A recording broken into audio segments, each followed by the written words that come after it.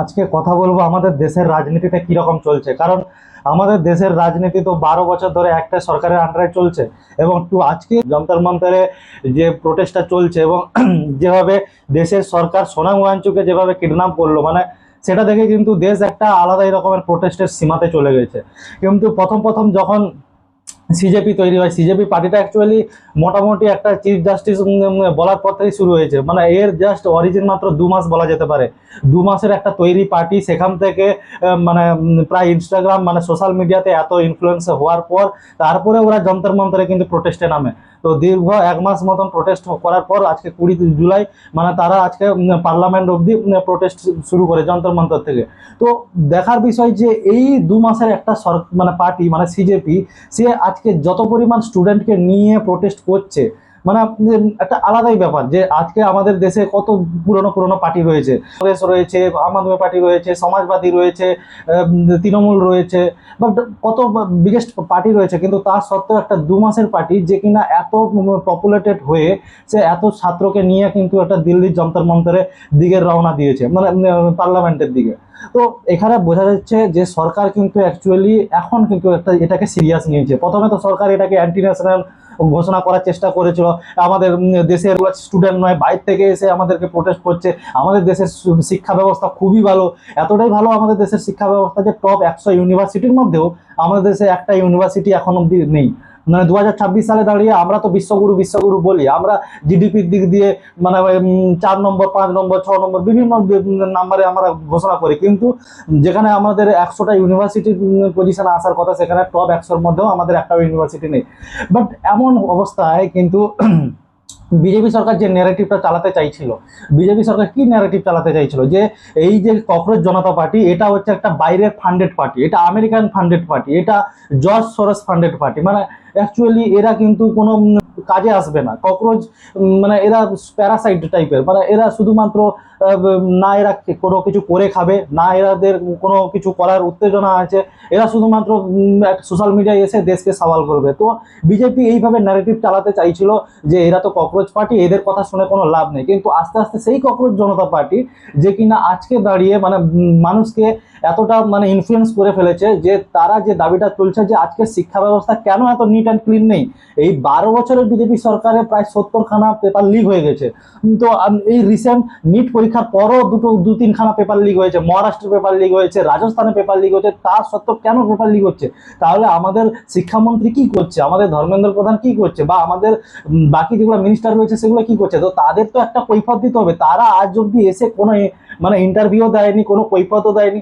তো অ্যাকচুয়ালি এটা কিরকম ডেমোক্রেসি? আমরা তো কথাতে বলি যে ডেমোক্রেসি আমাদের দেশ, মানে সবকিছু ঠিকঠাক চলে, কিন্তু যখন আমাদের সরকারকে কোনো প্রশ্ন করি তো সরকারের তরফ থেকে আমাদের অ্যান্টি ন্যাশনাল, তারপরে দেশ বিরোধী, তারপরে ধর্ম বিরোধী, তারপরে মানে এইসব কেন আসবে?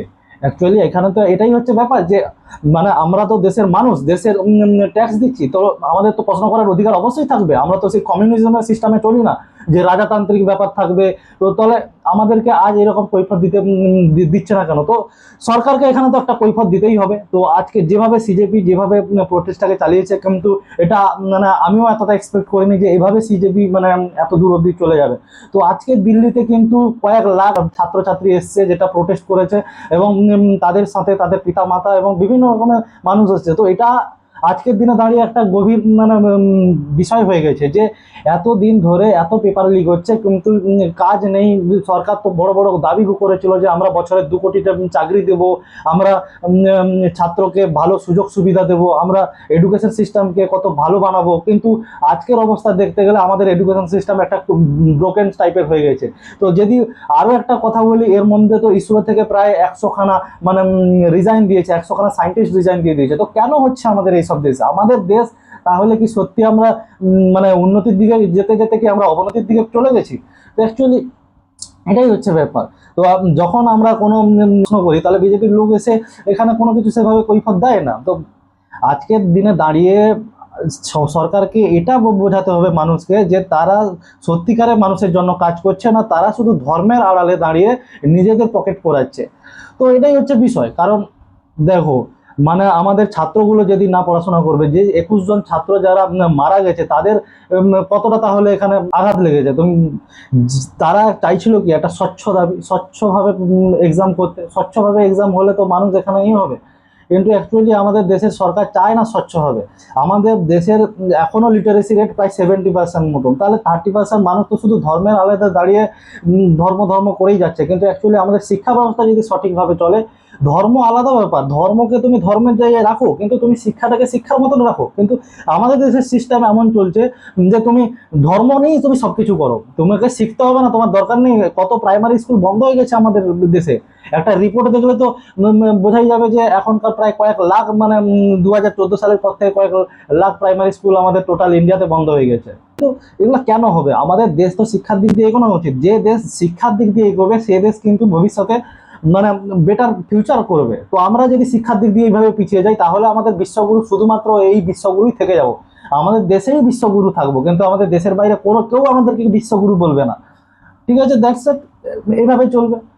কিন্তু তবে এটা একটা মানতে হবে, সিজেপি যেভাবে ন্যারেটিভটাকে পাল্টেছে, বিজেপির ন্যারেটিভ থেকে এগিয়ে কিন্তু এখন মানুষ সিজেপির দিকে দেখছে যে সিজেপি কি করছে। কারণ এখানে কিন্তু সরকারের উপরে সওয়াল উঠে গেছে। তো দেখতে গেলে কিন্তু বিজেপি কখনো এর আগে এইভাবে ট্র্যাপে পড়েনি। মানে জেনজিরা কিন্তু আস্তে আস্তে এটা বুঝতে পেরেছে যে সিরিয়াসলি তাদের কিন্তু এখন প্রচুর পরিমাণে কাটা হয়ে গেছে।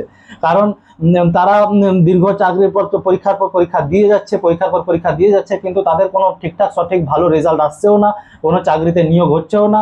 তো তো জেনজি আস্তে আস্তে বুঝে গেছে যে কি করতে হবে। কারণ একটা সময় দেখতে গেলে কিন্তু মানুষ ফার্স্ট্রেশনে চলে আসে। 12 বছর ধরে সরকার চলছে, তো তাহলে 12 বছর ধরে সেরকম সরকারের তো কোনো ভালো কাজ হবে? তো সিজেপি এখানে একটা ভালো ন্যারেটিভ তৈরি করেছে। সিজেপি মোটামুটি আস্তে আস্তে এই ন্যারেটিভটাকে কন্টিনিউ রাখলে কিন্তু এখানে বিজেপি কিন্তু বিজেপি অ্যাকচুয়ালি এখানে ট্র্যাপে ফেসে গেছে। মানে ওকে হয়তো দুটো কাজ করতে হবে, হয় ধর্মেন্দ্র প্রধানকে ইস্তফা দিতে হবে, না হলে এখন মানে কৈফত দিতে হবে কেন ধর্মেন্দ্র প্রধানকে ইস্তফা দিচ্ছে না বা কি করছে না। আর একদিকে বিজেপি আরো একটা বড় যেটা করেছে, যে সেটা হলো সোনাম ওয়াংচুককে কিডন্যাপ করে। কারণ সোনাম ওয়াংচুক হচ্ছে একটা এমন সায়েন্টিস্ট যেখান কিনা ইন্ডিয়াতে ও বিশাল পরিমাণে ফেমাস হয়ে গেছে। তাকে সেই লাদাখের কাজ থেকে শুরু করে তার বিভিন্ন রকমের কার্যকলাপ রয়েছে, যা কিনা খুব ভারতের জন্য খুব কাজ করেছে, এবং তাকে কিনা আজকে অ্যান্টি ন্যাশনাল ঘোষণা করেছে। মানে সোনাম ওয়াংচুক এমন একজন ব্যক্তি যে কিনা আমাদের ভারতীয় সেনাবাহিনীর জন্য ভালো পরিষেবা দেওয়ার জন্য সে একটা শেল্টার তৈরি করে দিয়েছিল, যে এত ঠান্ডায় যাতে ভারতীয় সেনাগুলো না থাকতে হয়, একটা ভালো উষ্ণ ঘরে যাতে থাকে, তাদের জন্য একটা শেল্টার তৈরি করে দিয়েছিল। আজ সেই সোনাম ওয়াংচুককে অ্যান্টি ন্যাশনাল ঘোষণা করছে এই বিজেপি সরকার। তাহলে এই দোগলা সরকার তো অনেক হয়েছে, বাট দেখা যাক এখন আস্তে আস্তে কি হয়। কারণ সিজেপি অ্যাকচুয়ালি এখন একটু বেটার পজিশনে আছে। তো খেলা তো অ্যাকচুয়ালি এখন জমে গেছে পলিটিক্যালি দিক দিয়ে। তো দেখা যাক, কারণ বিজেপি এটাকে এই ন্যারেটিভটাকে ভাঙতে পারে কি না, সিজেপি আরো এগিয়ে গিয়ে এখানে বিজেপির উপরে আঘাত করতে পারে। তো দেখা হচ্ছে পরের ভিডিওতে। তো এখন অব্দি দেখা যাক, আজকে তো 20 জুলাই, এটাই।